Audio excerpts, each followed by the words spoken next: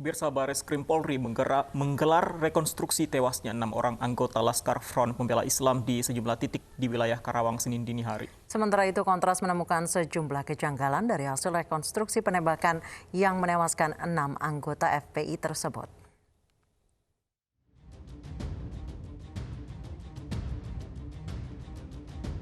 Rekonstruksi digelar di 4 titik di wilayah Karawang, antara lain kawasan bundaran Hotel Novotel, Jembatan Badami, Tol Jakarta Cikampek kilometer 50, dan TKP terakhir berlokasi di kilometer 51. Digelar selama 4 jam, pemilihan waktu gelar rekonstruksi disesuaikan dengan waktu kejadian yang terjadi pada 7 Desember lalu. 51 adegan pun diperagakan mulai dari TKP pertama hingga TKP terakhir. Jadi rekonstruksi ini merupakan dari hasil daripada berita acara pemeriksaan, dari olah TKP, dan ada bukti-bukti petunjuk ya yang ada. Dan sampai saat ini kita sudah melaksanakan pemeriksaan ada sekitar 26 saksi yang kita lakukan ya. Itu ada saksi dari masyarakat, tadi juga ada saksi yang ada di TKP 1, TKP 2, TKP 3 ya yang kita lakukan. Dan kemudian pada pelaksanaan kegiatan rekonstruksi ini pun kita juga dipantau ya, ada dipantau oleh Bapak Beni Mamoto dari Kompolnas itu. Sementara itu, Komisi untuk Orang Hilang dan Korban Tindak Kekerasan atau Kontras menemukan sejumlah kejanggalan dari hasil rekonstruksi penembakan yang menewaskan 6 anggota FPI tersebut. Kejanggalan ditemukan berdasarkan hasil analisa yang dilakukan pihak Kontras yang saat itu turut diundang aparat kepolisian untuk menghadiri kegiatan rekonstruksi.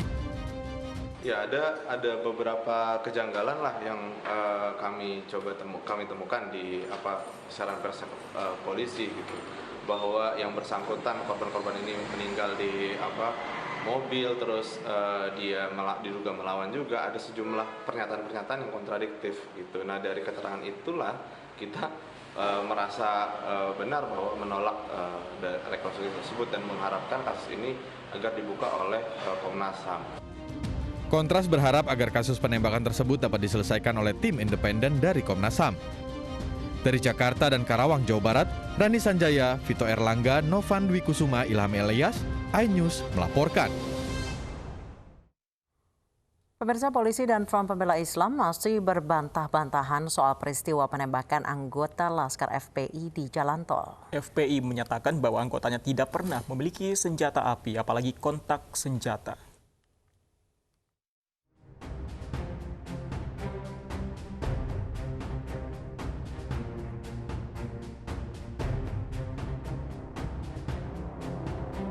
Enam jenazah anggota Laskar Front Pembela Islam yang tewas ditembak polisi karena diduga melawan saat pengintaian dimakamkan. Dari 6 jenazah, 5 dimakamkan di Megamendung Bogor, Jawa Barat, dan 1 jenazah lagi dimakamkan keluarganya di Duri Kosambi, Jakarta Barat. Tewasnya 6 anggota Laskar FPI menimbulkan perdebatan antara FPI dan polisi, terutama soal kronologi dan keberadaan senjata api saat kejadian.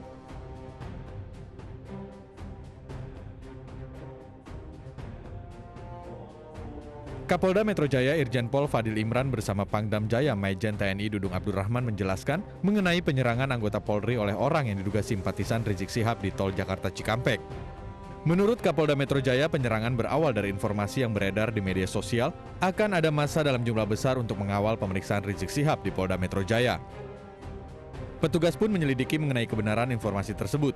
Namun menurut petugas, dalam penyidikan mereka mendapat serangan dari pengawal Rizik Syihab hingga akhirnya petugas mengambil tindakan tegas. FPI pun membenarkan peristiwa penyerangan itu. Dalam pernyataan persnya, pihak FPI menyebut peristiwa itu terjadi saat Rizik Syihab akan menghadiri pengajian subuh keluarga. Dari peristiwa itu, polisi menyita sejumlah barang bukti berupa senjata api dan senjata tajam. Sementara dari 10 yang diduga simpatisan Rizik Syihab, 6 orang tewas dan 4 lainnya melarikan diri. Front Pembela Islam pun angkat bicara terkait tewasnya 6 pengawal Rizik Syihab versus polisi.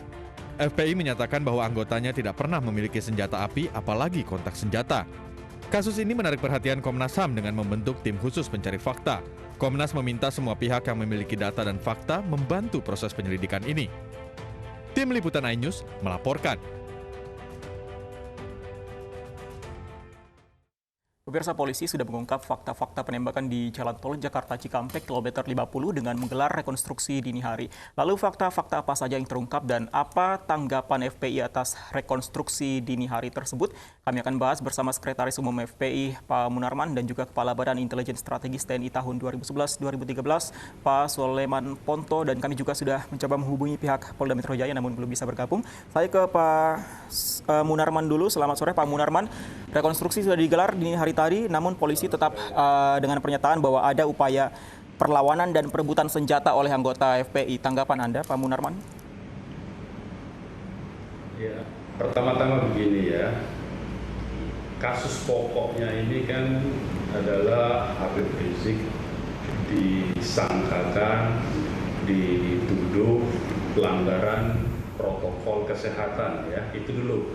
Pokok persoalan kita berawal dari situ.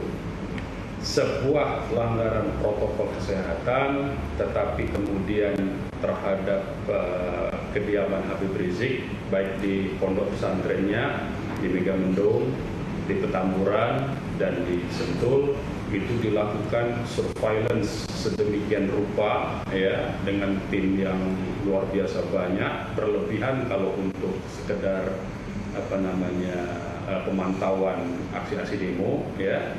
Kemudian juga pada hari Senin itu Habib Rizik sudah memberikan kuasa kepada penasihat hukumnya, tim penasihat hukum di bawah pimpinan saya, bahwa Habib Rizik tidak datang. Jadi informasi yang menyatakan bahwa Habib Rizik tanggal 7 itu akan datang dengan diantar massa justru keliru, dan buktinya pengacara kita pada hari Senin itu menyampaikan surat untuk menunda pemeriksaan, dan pemeriksaan itu ditunda untuk sampai dengan tanggal 14. Jadi informasi-informasi adanya pengerahan massa itu bohong, hoax ya, dibuat-buat dan rekayasa saja. Itu satu hal. Nah, yang kedua saya mau katakan, dalam proses peristiwanya ya, ini kan sudah dijelaskan berulang-ulang bahwa tugas Laskar ini adalah pengamanan terhadap Habib Rizik karena ada surveillance ya. Nah, kita sendiri sebetulnya sejak awal memahami bahwa ada yang memantau Habib Rizik. Kita sadar, tetapi kita tidak tahu ini dari institusi mana, kita tidak tahu. Karena begini, kalau dia dari satuan reserse dalam kaitannya perkara penyidikan ya, dalam perkara Habib Rizik dan terkait dengan proses hukum yaitu penyidikan, maka penyidikan itu adalah orang mengantarkan surat. Penyidiknya dengan uniform kartu, biasanya berkalung, kemudian membawa surat tugas, menyerahkan surat. Apakah itu surat panggilan sebagai saksi, apakah itu surat panggilan sebagai tersangka. Itu kalau hukum ya, proses hukum penyidikan. Tetapi kalau penguntitan atau surveillance, biasanya kalau bagian kita ini sering berhubungan, kalau misalnya kita itu sering aksi-aksi demo, pihak Intelkam dari Polri, kepolisian ya, dari Kesatuan Intel, dari Direktorat Intelkam maupun dari Badan Intelkam ya di Mabesnya, itu biasanya komunikasi. Komunikasinya itu biasanya adalah dengan melalui proses tanya jawab, undangan, kemudian ditanya berapa jumlah masanya, tidak ada penguntitan ya. Nah, kalaupun penguntitan itu tidak pernah ketahuan sama kita ya. Itu biasanya begitu. Nah, kali ini penguntitannya itu kita mencium, karena kita kan merasakan ada mobil nongkrong dua, ada yang mengikuti ya. Nah, ini tindakan-tindakan ini nanti silakan ahli intelijen untuk membahasnya. Saya akan konsen sekarang kepada rekonstruksi. Ini tadi masuk pertanyaan rekonstruksi. Saya belum selesai menjawab nih ya. Tolong diberi kesempatan dulu. Karena sudah cukup banyak narasi-narasi yang dikeluarkan oleh pihak lain yang memojokkan. Saya ingin menyatakan bahwa ini peristiwa adalah dalam konteksnya 6 Laskar, ini adalah peristiwa pelanggaran HAM berat, gross violation of human rights ya, dan bentuknya itu adalah extrajudicial killing, pembunuhan di luar proses hukum. Karena kalau itu tindakan itu adalah tindakan polisionil, tindakan kepolisian, Tindakan penembakan itu adalah untuk melumpuhkan, bukan di bagian yang mematikan. Itu dulu. Nah, karena ini adalah sudah ada unsur dugaan kuat pelanggaran HAM berat, di mana indikasi pertama itu adalah tembakan mengarah dada kiri. Dada kiri itu adalah jantung. Setiap apapun yang melukai jantung, orang pasti mati. Ya, nah karena itu dan tembakannya bukan cuma satu peluru. Tembakan bukan cuma satu peluru. Kalau satu peluru salah tembak dia. Tapi ini ada 3, ada 2, ada 3 dan ada 4 peluru. Bahkan ada 1 yang ditembak mata, ya, tembus ke belakang. Nah, inilah tindakan-tindakan yang berlebihan ini. Excessive use of force, excessive use of power, ini tidak boleh dibenarkan. Kita negara hukum. Kalau kita negara hukum, maka leading sektornya itu ada di Komnas HAM. Jadi tidak perlu rekonstruksi dengan membangun cerita baru. Nah, saya mau katakan, ini korban 6 orang laskar, ini sudah mengalami apa yang disebut dengan spiral kekerasan. Ya, ini penting dicatat ya. Spiral kekerasan itu apa? Kekerasan yang berulang-ulang diterima. Mereka satu sudah menjadi korban penembakan, korban penculikan, korban penganiayaan, korban pembunuhan. Kemudian mereka juga menjadi korban kekerasan verbal. Mereka difitnah punya senjata, mereka difitnah macam-macam, menyerang segala macam. Itu korban verbal, ya, kekerasan verbal yang dilakukan justru oleh alat-alat komunikasi publik yang dimiliki, termasuk media-media tertentu yang digunakan untuk itu. Nah, yang ketiga, mereka juga mengalami kekerasan struktural, yaitu mereka dipaksa seolah-olah secara hukum mereka ini adalah pelaku. Nah, ini sebetulnya sudah demikian parah. Kalau kita orang yang beradab, kemanusiaan yang adil dan beradab, orang yang berpancasila, negara yang menegakkan negara Pancasila, ini harusnya prihatin semua kita ini. Ada sebuah peradaban yang dibangun berdasarkan spiral kekerasan. Ini tidak boleh dibenarkan. Saya kira begitu pertama. Baik. Saya berikan kesempatan kepada Pak Sulaiman Ponto. Pak Sulaiman mungkin bisa menanggapi pernyataan dari Pak Munarman. Ya, jadi begini, ini yang mau ditanggapi ini yang mana ini? Yang dianggap pembunuhan atau yang dianggap penguntitan atau yang mana? Boleh soal pembunuhan, Pak. Oke, kalau dianggap mati, nah sekarang kan sedang rekonstruksi kan? Seperti apa sih sebenarnya yang terjadi? Tapi yang mau saya katakan adalah begini. Ketika berbicara FPI ini, tentunya di dalam benak semua orang saya kira, FPI ini bukan sembarang organisasi munculnya. Selama ini FPI ini sudah, kalau dilihat dari hukum humaniter, FPI ini sudah terpenuhi sebagai dissident armed forces. Karena dia sudah memiliki pemimpin yang jelas. Dia bisa menyerang sewaktu-waktu, dia sudah memiliki wilayah tertentu, dia memiliki seragam yang jelas. Laskarnya pun disebut laskar anggotanya. Nah, ini sudah masuk dalam dissident armed forces. Sudah satuan-satuan yang bisa dianggap terlatih. Nah, tentunya ketika polisi berhadapan di lapangan seperti itu, di dalam benak mereka tidak berhadapan dengan satuan-satuan atau orang-orang awam, orang umum, tapi adalah satuan yang terlatih. Nah, ini yang harus dipertimbangkan oleh para polisi itu. Jadi kalaupun terjadi penembakan seperti yang terjadi sekarang, nah itu tentu nanti dilihat saja apakah itu memang ditembak tanpa perlawanan ataukah ditembak itu ada perlawanan. Karena satuan ini bukan satuan yang sembarang, yang baru lahir kemarin, tapi ini kan sudah lama dan selama ini kita sendiri melihat sepak terjang dari FPI ini seperti apa. Menyerang sewaktu-waktu dengan peralatan yang ada kan bisa dilakukan. Dengan seragam yang ada jelas siapa pengikutnya, pemimpinnya jelas, semua jelas. Jadi ditinjau dari hukum humaniter, dissident armed forces ini bisa sudah terwujud di FPI ini. Itulah sebabnya polisi ataupun militer ini lebih berhati-hati berhadapan dengan ini, karena ini bukan organisasi yang misalkan katakanlah NU, Muhammadiyah, ada juga organisasi, ada NU, ada Muhammadiyah, ada Majelis Mujahidin. Tapi mereka kan tidak tampil seperti apa yang ditampilkan oleh FPI selama ini.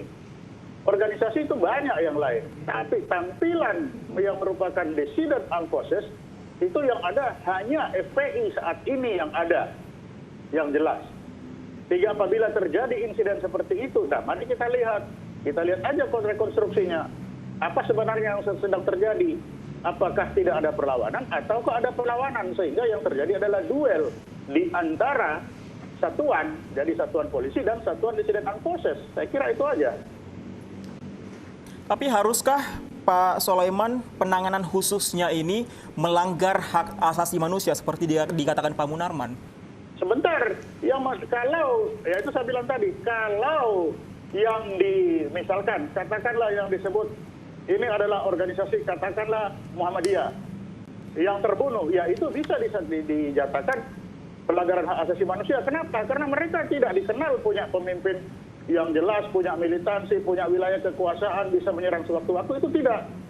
Punya seragam yang jelas kan tidak ada. Tapi bagi FPI ini Dissident Armed Forces itu terpenuhi persyaratannya. Sehingga ini juga bisa merupakan salah satu sasaran yang boleh terbunuh ketika itu terjadi fight di antara sesama government, antara government armed forces sama dissident armed forces. Jadi kalau kita melihat dari hukum humaniter, sebenarnya yang terjadi itu adalah konflik internal antara government armed forces dan dissident armed forces. Itu sebenarnya yang terjadi saat ini. Baik. Sehingga kalaupun ada yang mati di antara keduanya, ya itu mati karena pertempuran, bukan karena mati pelanggaran hak asasi. Baik, Pak Munarman. Pak Munarman, anggota FPI yang mengawal Bapak Rizik Syihab ini disebut Laskar. Apa bedanya Laskar FPI dengan anggota biasa, Pak? Jadi begini ya, apa yang disampaikan oleh Pak Sulaiman Punto itu ngawur semua itu hukum humaniter ya. Kalau Pak Punto menyatakan itu hukum humaniter, berarti Pak Punto itu tidak mengerti fakta, buta akan fakta ya. Karena apa? Karena hukum humaniter itu berlaku adalah hukum perang. Ini apa perang dianggap? Dan Pak Punto ini menurut saya ngawurnya luar biasa, menganggap dissident forces ya, menganggap FPI punya wilayah. Ini kan ngawur ini. Ngawur yang luar biasa. Jadi kalau tidak menguasai masalah, jangan membangun narasi atau membangun opini publik. Kalau mau bertindak sebagai buzzer dengan menggunakan ilmu humaniter, ya saya hadapi dengan hukum humaniter. Hukum humaniter itu hati-hati loh ya. Kalau tidak bersenjata, kalau masyarakat itu bukan bagian dari kelompok bersenjata yang tadi disebutkan, bahwa misalnya tadi Pak Punto ngomong, Muhammadiyah tidak jelas pimpinannya. Ini ngawur lagi menurut saya ya. Jadi banyak sekali yang ngawur. Pak Punto satu, FPI tidak punya wilayah. Yang kedua, menganggap FPI dibandingkan dengan Muhammadiyah, tadi dengan NU tidak punya pemimpin yang jelas. Nah ini ngawur, berarti melecehkan NU dan Muhammadiyah itu. Ya hati-hati itu Pak Punto. Karena apa? Karena Muhammadiyah jelas pimpinannya. Dan di Muhammadiyah juga ada Kokam, kesiapsiagaan, juga menggunakan baret, juga ada paramiliter yang lain itu biasa bagian dari satgas partai itu banyak kok. Biasa saja. Jadi janganlah membangun narasi. Kalau ini terus terjadi begini, ini yang saya sebut spiral kekerasan. Pak Punto ini berperan sebagai orang yang melakukan kekerasan verbal, kekerasan lanjutan terhadap korban yang sudah dibunuh dan dibantai. Inilah luar biasa. Kita ini tidak punya peradaban artinya. Karena orang-orang terdidik, orang-orang intelektual yang harusnya memahami ini dari aspek-aspek humanisme, kemanusiaan, ya justru menjadi buzzer, menjadi propagandis untuk membenarkan berbagai macam tindak kekerasan di negara ini. Itu berbahaya. Baik, Pak Ponto silakan ditanggapi. Papua itu kemarin ribut, ya. Baik. Pak Ponto silakan. Oke, kalau dianggap ngawur kan silakan aja ngawur. Tapi saya berbicara yang dasar dari ada hukum humaniter kan itu ada, bisa dibaca dalam protokol 2 tambahan apa tidak yang ada, disebut Pak. dissident armed forces. FPI tidak punya wilayah, Pak Punto. Nah, Petamburan bukan wilayah FPI. Bapak pahami dulu, nggak ada wilayah, Pak. Nggak ada wilayah, Pak. FPI tidak ada wilayah. Loh, buktinya Bapak kemarin, ngawur. Pak, orang Bapak FPI. ngawur. Loh, tidak ngawur. Pak, diam dulu lah, Pak. Kan gantian kita ngomong. Bapak yang diam. Kalau Bapak itu Bapak diam. Karena Bapak tapi karena Bapak tidak ngerti fakta, tidak ada wilayah. Semua orang ya, tahu karena bahwa Bapak salah Petamburan ngomongnya. itu adalah markas FPI. Sudah Bapak tidak usah berkilah. Ya, Bapak punya laskar, Bapak itu sekretariat, Bapak punya seragam. bebas dimasukin siapa saja. Itu. Bapak Malah itu bebas. ngawur, Kemarin Bapak itu ngawur. polisi- Yang disebut polisi memilih. masuk, Pak. yang Baik, Pak disebut Munarman, memilih Pak Munarman, wilayah, itu Pak seperti Munarman, OPN. Pak Munarman, mohon maaf, kita berikan kesempatan kepada Pak Sulaiman. Bapak yang ngawur, Pak Munarman, Jangan ngarang-ngarang Bapak lah. sekarang terhadap OPN, Bapak ngawur tuh. Pak Munarman, Gadis, Pak. Bapak Pak, itu jangan mantan jangan kepala bergeser, BAIS. jangan bergeser, Ya, Pak. jangan Mari ngawur. kita bicara petamburan Enggak, dulu. Bapak. Jangan kemana-mana. Pak Munarman, Jangan kemana-mana, Pak. Harus Itu bergeser aja. karena Bapak Apakah karena Bapak petamburan tidak itu bukan adil. markas FPI, Pak? Pak Munarman, mohon maaf. Pikiran- Bapak dia- dari Bapak. pikiran Bapak sudah tidak adil. Pak Munarman, mohon Dari maaf. pikiran Bapak sudah Pak tidak Munarman, adil. mohon maaf. Narasi Pak Munarman. kekerasan seperti ini tidak bisa dibiarkan. Tidak bisa. Siapa bilang ya justru kehadiran Narasi FPI juga kekerasan tidak saya bisa dibiarkan tidak begitu. suka dengan Saya narasi harus kekerasan. menyampaikan. Ini lebih berbahaya. Pak Munarman, mohon maaf, berikan kesempatan Pak Sulaiman untuk berbicara. Pak Munarman, nanti giliran Anda akan kami berikan kesempatan. Pak Munarman. Tidak bisa. Nah, berarti- Harus dilawan. Tidak bisa. Orang sekarang yang kita mau membangun bicara apa narasi di sini? kekerasan dengan Nah, menggunakan tidak propaganda itu tidak dibenarkan Bukan propaganda, yang propaganda karena itu yang Bapak naikkan bekas baliho, pejabat Pak. Itu negara, Bapak propaganda. memahami itu. Kita Loh, Bapak baca berperadaban. protokol 2, Pak. Kita ini negara Tahun 77, berperadaban. hukum Tidak humaniter, boleh seperti Bapak dewa. melakukan Bapak itu. baca dulu. Pak Tidak Munarman, boleh, Pak Bapak Sulaiman, Bapak jika tidak masih boleh. debat kusir, kita Bapak akhiri tidak diskusi boleh hari ini. melakukan itu. Pak Munarman. itu terdidik. Bapak itu terdidik. Pak Munarman. Harus mengerti, tidak bisa hukum humaniter. Pak Munarman, giliran Anda tadi sudah. Sekarang kita berikan kesempatan ke Pak Sulaiman. Tidak bisa, hukum humaniter tidak bisa disalahgunakan begitu. Baik, Bukan baik. internal armed conflict. Pak Munarman, Itu yang Pak dimaksud Sulaiman. internal armed conflict. Kita jeda dulu. PM musuhnya, Pak, yang Kita Pak jeda Munarman, dulu. Pak Sulaiman, karena Anda tidak mau gantian, kami terpaksa untuk jeda terlebih dahulu. Pemirsa, nantikan usai jeda tetap bersama kami di Ini Sore.